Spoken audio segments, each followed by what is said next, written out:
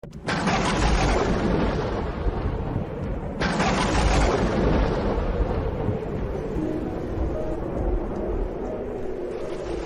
ce temps-là, des Sadducéens, ceux qui affirment qu'il n'y a pas de résurrection, vinrent trouver Jésus et l'interrogèrent. « Maître, Moïse nous a prescrit si un homme a un frère qui meurt en laissant une femme, mais aucun enfant, il doit épouser la veuve pour susciter une descendance à son frère. Il y avait 7 frères. Le premier se maria et mourut sans laisser de descendance. Le deuxième épousa la veuve et mourut sans laisser de descendance. Le troisième, pareillement, et aucun des 7 ne laissa de descendance. Et, en dernier, après eux tous, la femme mourut aussi. À la résurrection, quand ils ressusciteront, duquel d'entre eux sera-t-elle l'épouse?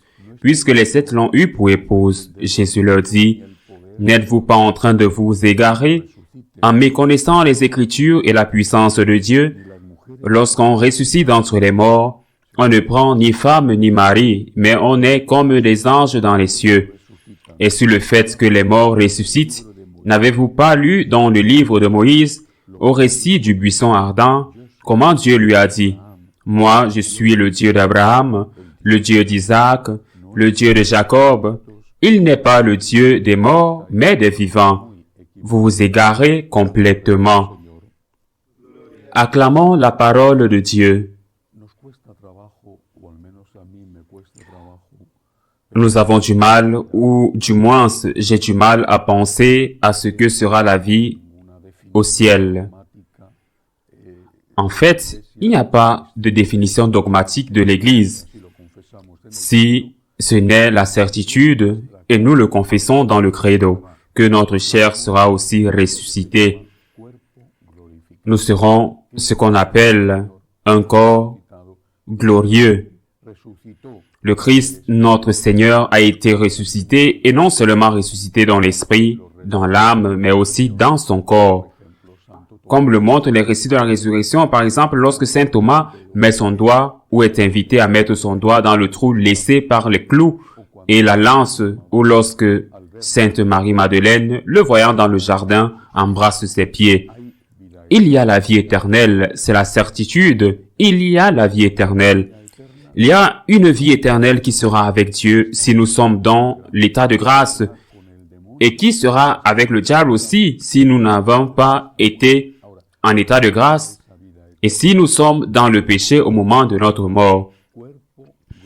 À quoi ressemblera cette vie éternelle? Je le répète, ce sera un corps glorieux, un corps ressuscité, et un corps, comme le dit l'Évangile d'aujourd'hui, qui n'aura pas de relation avec les autres comme c'est le cas ici, mais ce sera un corps. Notre corps sera ressuscité selon ce corps glorieux. C'est ainsi que nous l'appelons, de même que le Christ a été ressuscité, il n'a pas été reconnu immédiatement. Madeleine l'a vu et ne l'a pas reconnu. Certes, il aurait été défiguré par la torture, mais elle l'avait enveloppé dans un linceul quelques heures auparavant. Elle aurait donc dû le reconnaître. C'est lorsqu'il lui dit son nom qu'au ton de sa voix, elle le reconnaît. Corps glorieux, corps ressuscité, et bien sûr l'âme ressuscitée. C'est un enseignement de l'Église, ainsi qu'un autre important à retenir à la lumière de cet évangile, parce qu'il faut toujours faire un peu de catéchèse. Au moment de notre mort, enseigne l'Église, a lieu ce qu'on appelle le jugement personnel. Dans ce jugement personnel, le Seigneur nous dira si nous irons au ciel, au purgatoire ou en enfer. Or, ce jugement personnel n'est apprécié ou subi que par l'âme. Le jugement personnel, immédiatement après la mort, ne portera que sur l'âme, pour la joie ou la souffrance, mais lorsque viendra la résurrection des morts, à la fin des temps, alors la chair sera également ressuscitée, la chair glorifiée.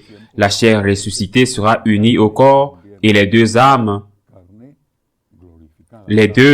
l'âme, bien sûr, continuera à jouir ou à souffrir de ce qu'elle avait, mais aussi maintenant ce corps ressuscité sera celui qui jouira ou souffrira des conséquences de sa vie. Tel est l'enseignement de l'Église. Nous allons ressusciter, nous allons nous ressusciter nous-mêmes parce que notre corps est aussi nous. Mais nous ne savons pas comment sera ce corps ressuscité. Ce sera un corps glorieux, mais nous ne savons pas comment il sera. L'Église n'a jamais dit, ah, vous serez ressuscité, votre corps glorieux sera le corps du moment de la mort, un petit voyage, ou ce sera le corps de la moitié de votre vie, ou ce sera le corps de 18 ans. L'Église ne s'est jamais prononcée là-dessus. C'est un mystère que nous verrons. Nous en jouirons si Dieu le veut. Nous n'aurons pas à en souffrir le moment venu. Mais je crois qu'il y a un autre enseignement par rapport à cet évangile. Cela se termine en disant que Dieu est le Dieu des vivants. Ce qui compte, c'est d'être vivant. Être vivant, c'est être dans la grâce de Dieu. Il suffit de demander humblement pardon. Il suffit de reconnaître que nous avons péché. De demander pardon. De demander au Seigneur d'avoir pitié de nous. Et dès que nous pouvons nous confesser, aucune importance n'est donnée à la vie dans la grâce, qui est la vraie vie, si nous ne sommes pas dans la grâce. Nous sommes en colère contre Dieu. Cela ne veut pas dire que Dieu cesse de nous aimer. Le Seigneur ne cesse jamais de nous aimer. Mais si nous sommes dans le péché, c'est nous qui l'avons offensé. C'est nous qui avons rompu notre relation avec lui. C'est pour cela qu'il est important d'être devant le Dieu de la vie, devant le Dieu des vivants. Il est important d'être vivant, ou autrement dit, il y a une résurrection qui aura lieu à la fin des temps, mais il y a une résurrection que nous pouvons et devons avoir maintenant. Nous pouvons et devons l'avoir, et cette résurrection, c'est celle que nous recevons chaque fois que nous demandons le pardon de nos péchés.